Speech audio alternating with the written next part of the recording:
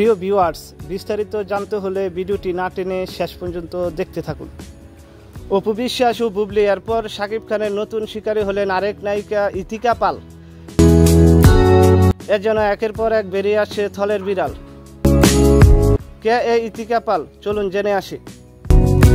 দুই বাংলার জনপ্রিয় অভিনেত্রী ইতিকা পাল কলকাতার মেয়ে হলেও জীবনের প্রথম সিনেমা করেছে ঢাকায় চলচ্চিত্রের শীর্ষ নায়ক শাকিব খানের সঙ্গে। এরপর থেকে দুই বাংলাতে বহুল পরিচিত হয়ে উঠেছিলেন তিনি। তবে ব্যক্তিগত জীবন নিয়ে খুব একটা কথা বলেন না ইতিকা পাল।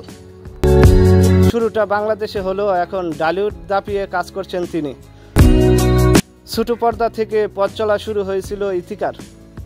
এরপর প্রথমবারের মতো ঢাকায় চলচ্চিত্র শীর্ষ নায়ক শাকিব খানের সঙ্গে প্রিয়তমা সিনেমা করে দারুণ জনপ্রিয়তা লাভ করেন উপার বাংলার ছোট পর্দার অভিনেত্রী ইতিকা পাল। এরপর পিছনে ফিরে তাকাতে হয়নি তাকে। গুঞ্জন উঠেছিল শাকিব খানের সঙ্গে প্রেম করছেন তিনি। এবার বিষয়টি নিয়ে মুখ খুলছেন অভিনেত্রী। আসল মানুষের কথায় আসি, শাকিব খান ও বাবা, মানে আগে বলে শাকিব খানের ফ্যান কি সত্যি?